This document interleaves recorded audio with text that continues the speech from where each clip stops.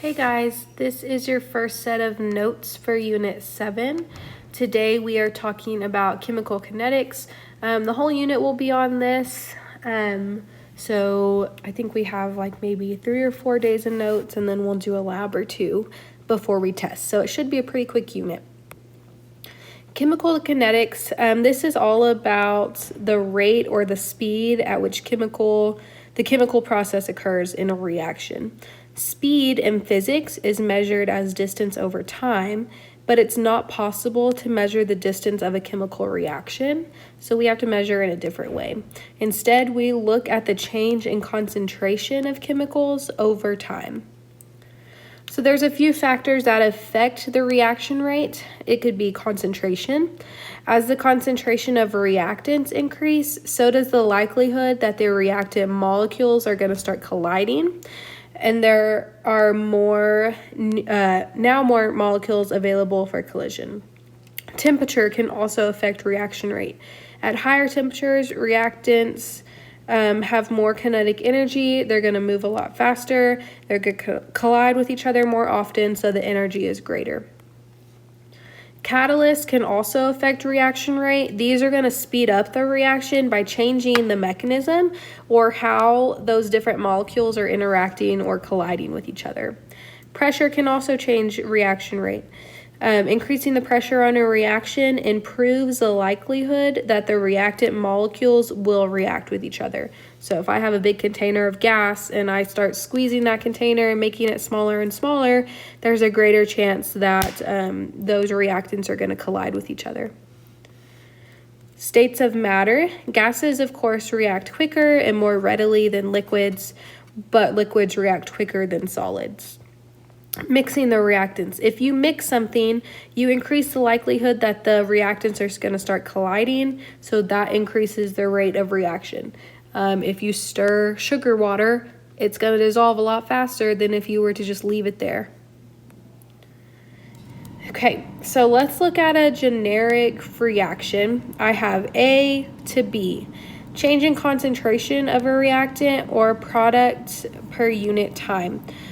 So that can be calculated. The rate can be calculated by just taking concentration of A over time 2, temperature 2, sorry.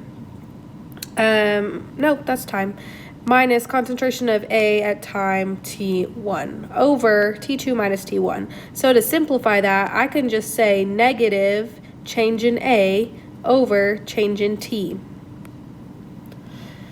When determining the rate or speed of a chemical reaction, we could either look at the disappearance of the reactant or we could look at the appearance of the product. As a rule, chemists always look at the rate of disappearance of the reactant, so we're really focusing just on the reactants on these. So we're only going to use this equation that has A in it. So instant reaction rate is mainly what we're talking about today. Rarely are average rate equations used. It's much more valuable to determine the speed or the rate of a chemical reaction at an instant. Calculus has allowed us to develop instant rate equations from average rate equations in order to be able to calculate the rate or speed of a chemical reaction at any instant, and I'll show you what that means in a second.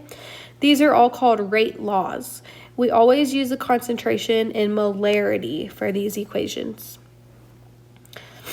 So instant rate is negative K times whatever your reactant is, and then a capital M a lowercase m for your exponent. A lot of times we can ignore that negative and just take it off because reactants are always going to decrease, so it's always going to be a negative number. So a lot of times the negative is just not there. It's just left off. They also usually just write the word rate because we know that it happens instantaneously. K is the rate constant. Many times this is what we're going to need to solve for. Lowercase m is the rate order, and I'll show you how to find that in a second. Excuse me. Power of 10 on the concentration. This number is not the coefficient from the reaction. It must be determined by looking at various experiments or data.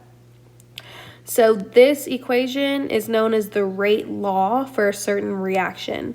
These instant rate equations are known as differential rate law equations.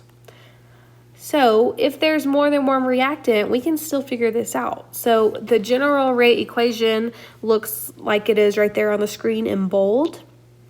So now I have x and y as my exponents. We're going to figure those numbers out by looking at data. K, or the rate constant, is unique for each reaction, but it can also change with temperature. Larger K values indicate that the reaction happened very quickly. Excuse me. Small K values indicate a slow reaction. And K is really a proportionality constant that relates time and concentration. So let's look at how we figure out X and Y.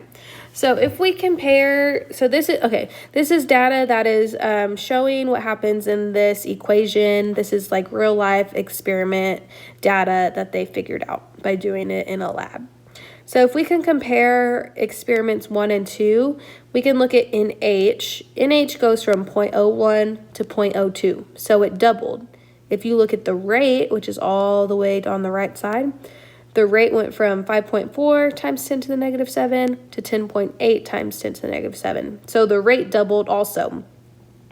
In NO2, it was 0.2 to 0.2, so it was constant. That tells me that the rate of NH4, it doubled, and so did the concentration, but nothing happened to NO2. We'll talk about what that means in a second. If we look at experiment 5 and 6, NH stayed at 0.2, but NO2 went from 0.02 to 0.04, so it also doubled, and then the rate doubled as well. The exponents on the chemicals tell us the order of the reaction with respect to each reactant. If it's first order, it generally has a number 1 exponent. If it's second order, it has a number 2 exponent. The overall reaction order can be found by adding the exponents. We'll do that later on. The order simply tells us the exponent on the concentration. The overall reaction order simply tells me what the orders of the reaction add to. So I now have a 1 exponent on the outside of both of those brackets. That tells me that those are first order reactions. Goodness. Okay. So here's how I know that it's a 1. I'm going to kind of read through this and I'll talk about it more. The system of figuring out the exponent by comparing experiments is known as the method of initial rates. You must select 2 experiments where one reactant changes and the other reactant does not. By observing what happens to the reactant and what happens to the initial rate, the exponent on the reactant can be determined. This is confusing. I know it is to me even when I learned it in college, and now how I'm relearning it to teach y'all. It's confusing. It takes some practice. Whatever change happens to the reactant, let's say it doubles or triples or whatever, but the rate doesn't change at all, the exponent's going to be 0, which that didn't happen in our example just now, so we'll go to the next one. Whatever change happens to the reactant, if it doubles, triples, or whatever, and the same change happens to the initial rate, then the exponent is 1. So that's what happened to us. One of our reactants doubled, the rate doubled as well, so the exponent was 1. Whatever change happens to the reactant and the same change happens to the initial rate, but it's squared, it is quadrupled or increased 9 times or whatever, then the exponent is 2. So we didn't see that this time, but we might in a minute. Okay, so the system of figuring out the exponent by comparing experiments is known as the method of initial rates. In experiment 1, let's say I have a 0.1 concentration, and then experiment 1, I have a I think that should say experiment 2. I have a 0.3 concentration, and the rate went from 30 to 270. The concentration of A tripled, the initial rate increased 9 times. So that's an example of it being squared, meaning that my rate law is going to have a 2 exponent. That's where that little 2 came from. Okay, let's look at this following reaction here. Let me see. Okay, so I have some experimental data down there that I'm going to use in just a second. It says determine the values for the exponents in the rate law based on the following experimental information and using the method of initial rates. First, we need to write the generic rate law equation. So I'm just plugging in my two reactants, NO and Cl2, and it will look like this. Excuse me. So I need to figure out X and Y first, and then I'll move on. In experiments 1 and 2, if we look at NO, it goes from 0.25 to 0.5, so that doubles. Cl2 didn't do anything, it stayed the same. And then 1.43 to 5.72, that quadrupled. So that means that it's going to be a second order reaction rate. I only know that because the rate quadrupled. So if one of your rates doubles and then the other one quadruples, that's going to be an exponent 2. In experiment 1 and 3, or even 2 and 4, whichever one you want to look at, NO's constant, my goodness, while Cl2 doubles. The rate is also going to double. So since they're doing the same thing, it's a first order reaction, so I have a 1 exponent. Now we need to figure out what K is, the rate constant, and we can use any of those rates from any of the experiments. So that's where that last column comes in handy. I can plug that in for the rate. So I have 1.3 times 10 to the negative 6 equals K times 0.25 squared times 0.25. When I solve that, I can get 9.15 times 10 to the negative 5. That is what K is equal to.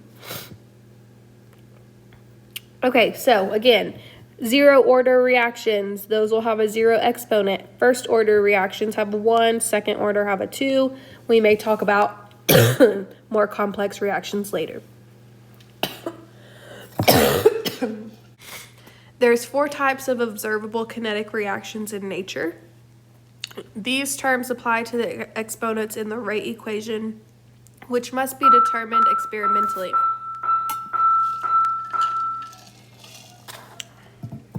They have nothing to do with the coefficients from the reaction. Notice that they're written in terms of loss of reactants. They can also be written in terms of gain of products.